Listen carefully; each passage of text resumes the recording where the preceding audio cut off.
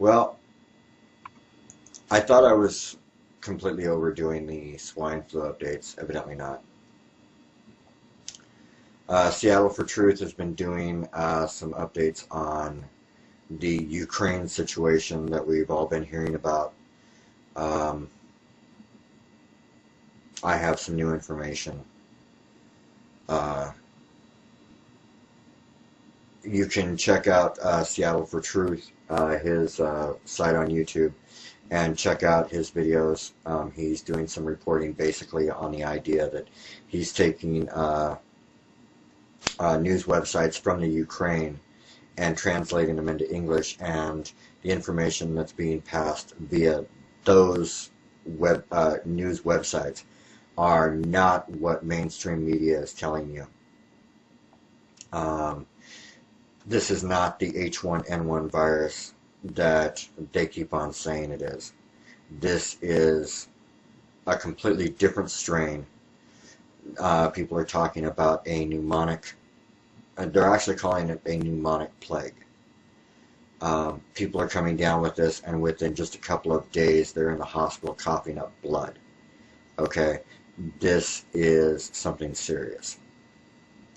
I used to, during March and April of this year, I did a lot of swine flu updates, especially during the outbreak in Mexico City. Because of that, I decided to do some Google searching myself. And the first thing that came to mind for me, because my research had a lot of history with the Baxter Corporation,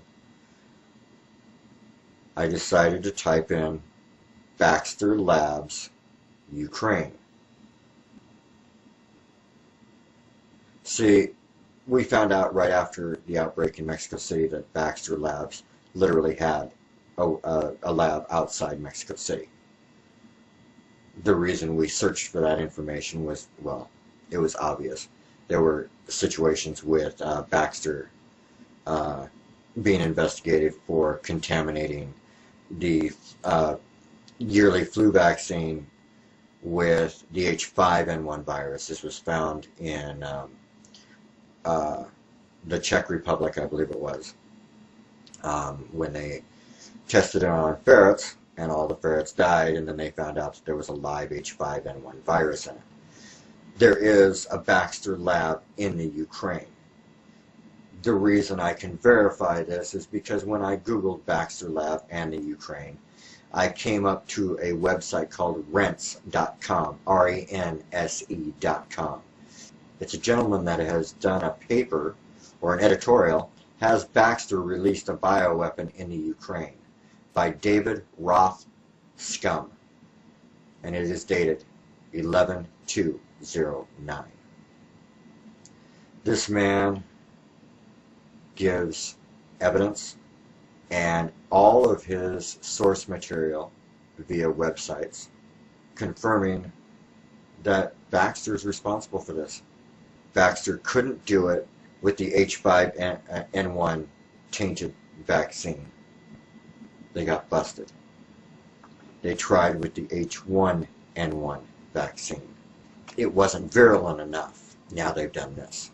His source for that information is basically a story that came out in August of this year. This is how he refers to it. A bizarre story emerged on the internet. The news was full of reports on a man suspected of making a man named Joseph Moshe, who was arrested after hours-long standoff with the police because he had supposedly made threats against the White House. The man was able to withstand multiple rounds of tear gas, which left LA police officers amazed. However, the internet community was very skeptical of the reasons behind the man's arrest. Comments on the Huffington Post website immediately began pouring in about an unreported side of this story, namely that Joseph Moshe was a Mossad agent who specialized in biological warfare and who called into a radio show to warn people about a biological weapon that was being made by Baxter International that would be spread through vaccine and would cause a plague upon its release. Although anyone can make a doomsday claim, we should never believe anyone. And it must be said that the Truth Movement handled it very well. The message was spread without being proclaimed as gospel. The amazing part of Moshe's claim was the location where Moshe said the biological weapon was being produced. Moshe claimed that Baxter Laboratory in the Ukraine, out of all places, was creating this biological weapon. All of this came out in the beginning of August, which is just over 2 months before the situation that is currently unfolding. For Moshe to correctly name the country where the epidemic would be unleashed requires either inside information or an incredible coincidence, as anyone with basic knowledge of statistics can confirm for his or herself.